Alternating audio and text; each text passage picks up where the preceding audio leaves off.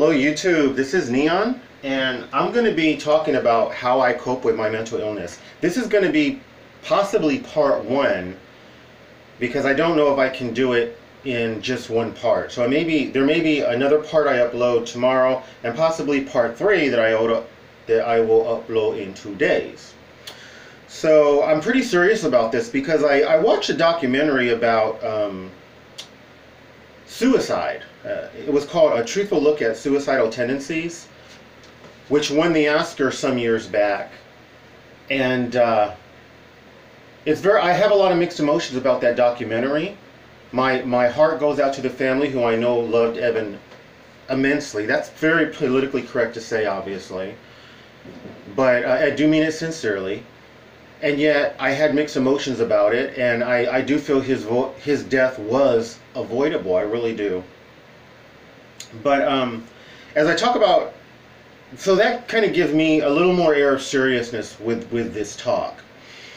So please know that I have my notes, and they look crazy, as you can see, because I have a lot to say. Just know that I'm not a professional.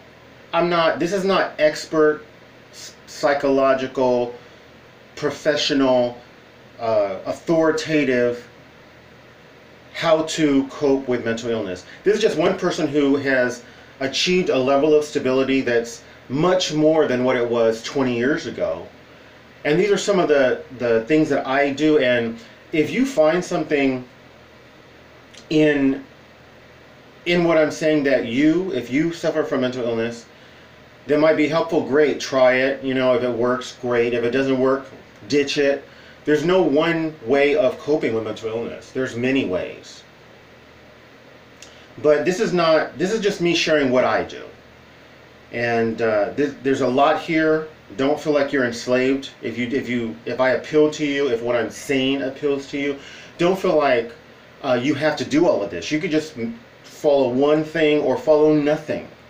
And hopefully when I make silly faces like I'm making right now, you at least find it entertaining. Alright?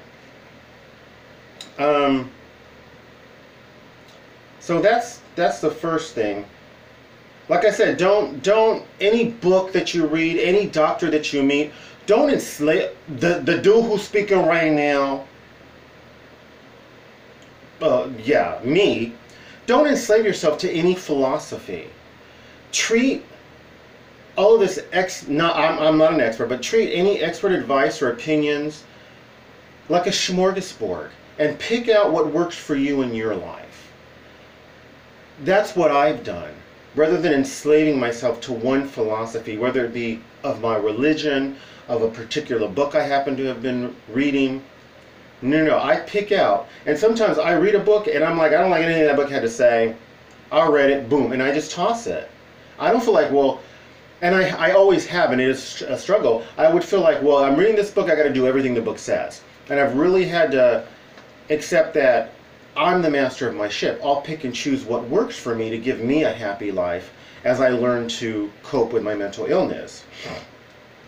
So that's something that I wanted to, these are kind of like disclaimers, if you will.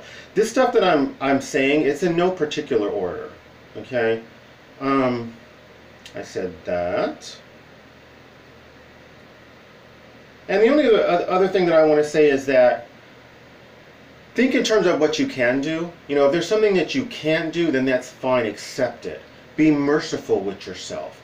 The world's not merciful with people who have mental illness. People don't believe mental illness even exists.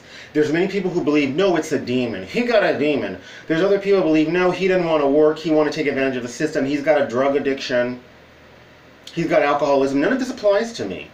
But a lot of people, they don't believe that mental illness is a disease like cancer or HIV or diabetes. It's not, they don't take it seriously. So I would tell you, be merciful to yourself. Focus on what you can do. If there's stuff that you know that you can't do, if there's stuff that I know I can't do at that time, I don't do it. There's times when I've fallen into major depressions, and I played video games on Facebook. There were several of those free video games where I got up to like the 300th stage. Now I can't even look at them, but I did that for a couple of months. I did do positive affirmations. There's some productive stuff that I did. because as I've practiced what I'm teaching over the years, I've gotten to where no matter how bad things get, I always do something positive every day. But it can be minimal. It could be 15, 20, 30 minutes. But when all I can accomplish is very little, I'm okay with it. I don't let other people judge me. I don't. Okay, so there's that. Something that I already said already, which was that I take my mental illness seriously. I take it as seriously as if it was HIV or diabetes or heart disease. It's real. It exists. I didn't ask for it. I'm equal to anybody. I don't, I've been discriminated against in so many ways by people who either they don't like that I take my mental illness seriously, or they don't like me to speak out, or, as is most commonly the case, people, in order to feel like they're somebody, they need to feel like they're superior to somebody else. And discrimination against people with mental illness and bigotry, it's one of the most ubiquitous forms of discrimination. It's very socially acceptable. So I don't allow their views to make me not take my mental illness seriously, even though I don't get sympathy, even from the psychological community, which has been shown through psychologists who have admitted themselves to mental institutions, that we're not treated well. We're not treated as equals. We're not treated, it's common knowledge that people with mental illness a lot of times are some of the most genius people. And one of the things that a famous psychologist, I think his name was Dr. Rosenhall, who had done this study where they went into these mental institutions, was that they wouldn't have conversations with the patients. Common knowledge that people with mental illness a lot of times are geniuses, and yet none of the staff would have a regular conversation with any of the patients because they didn't think the patients were their equal. So I take my mental illness seriously, and I do everything in my power to keep my head high. And that's with being poor as well, because being on SSI is like one step above being homeless in terms of the quality of life we can live. And that's another form of bigotry that I have to really fight to keep my head up with whomever I'm around. Take my mental illness seriously. I don't allow people to judge me. I don't allow myself to blame myself. I don't allow people to tell me that I have a demon. I don't allow people to, some of the things that people would say I've already said. Some people who would pretend to be sympathetic to me would say, oh, I know you deserve to be on SSI and that you have a mental illness. Very patronizing, insincere. And the next thing they would say was, I had to tell them I'm crazy so I can get free money too. That's bigoted. That's looking at something you don't understand and coming up with really harsh conclusions when you just try to pretend to be sympathetic and you're not. You're judgmental. These people are judgmental. So I take my mental illness seriously. When I get people like that are oppressive and that make these kinds of statements, or I let them know I'm on SSI due to mental illness, and then they respond, oh, so you smoke meth, or oh, so you're a drug addict. Neither of those are true. And again, bigotry, prejudice. I distance myself from these people because these people don't believe in mental illness or that it exists. I've seen math students and the hard sciences students talk mess about the psych students because they don't even think their major is equal to the hard sciences major. They don't think psychology is a serious endeavor.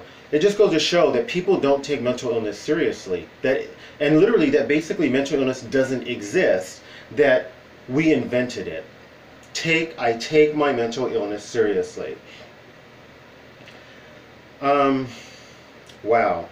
One thing that I do every day upon waking and upon going to sleep is I do mantras. And my self-esteem was trash. I felt that I was trash, I was worthless, I would cuss at myself, use expletives, talk about myself like I was an animal. And I would do this routinely And I always felt like I was a failure. Everything I do would fail. And so one of my favorite mantras I learned from Napoleon Hill is, I am a success.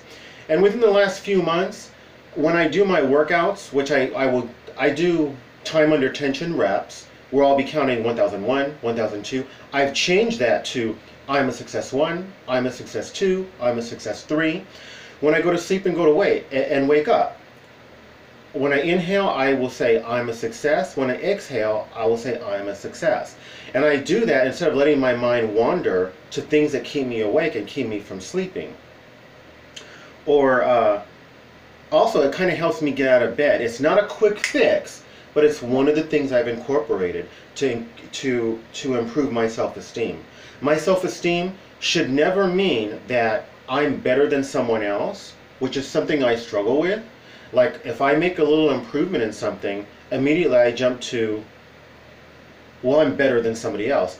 I really work on saying, I am special and I am precious, and so is everybody else. My high self-esteem doesn't have to put someone else down.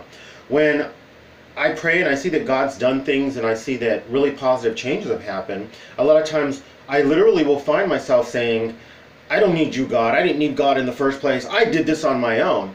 That's another example of me getting a big, arrogant head, and it kind of really sets me back. So a lot of times I have to go back to my visualizations of sending and receiving love from God or from people, and that helps me to get those thoughts out of my head. In the process of studying and reading, I developed an hour-and-a-half cassette that I made that I listened to, and most of it is passages from various personal growth books that I have read. And they're my favorite passages, and I go through those every day. Usually I go through the whole hour-and-a-half, sometimes more, sometimes less. That's putting good in. I see my mental illness as incurable, kind of like HIV, diabetes, or being paraplegic, but yet a person can have these conditions and thrive. So I really do something every day that's positive or that helps me grow in some way or helps improve my self-esteem in some way. Again, without me thinking that I don't need anybody, I don't need God, or I'm better than somebody else. Having a high self-esteem, but admitting that I need, my faith, my religion, my God of my understanding, as well as I need other people, and that everybody is precious and special and deserves to be honored.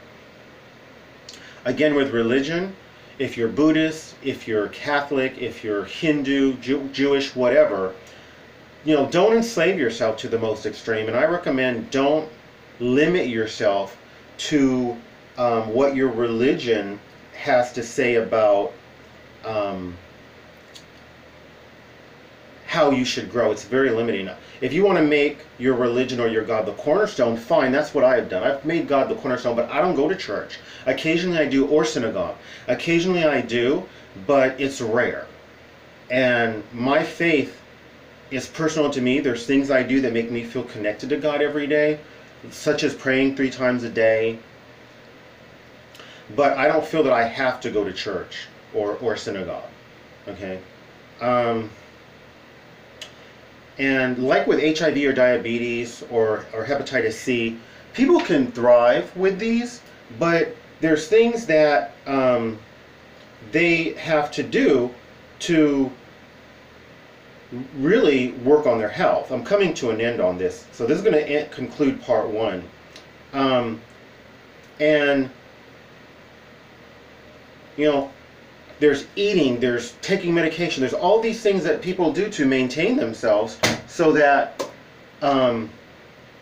they can thrive with these conditions. And that, excuse me, I'm back. And that's how I see my mental illness. I really do something every day to maintain myself in a productive way. This concludes part 1. I will start on part 2 and upload part 2 tomorrow. If you like this video, please like, subscribe, share, comment, commercials, recommend my video, do 1 or more of those things. Thank you, and best wishes.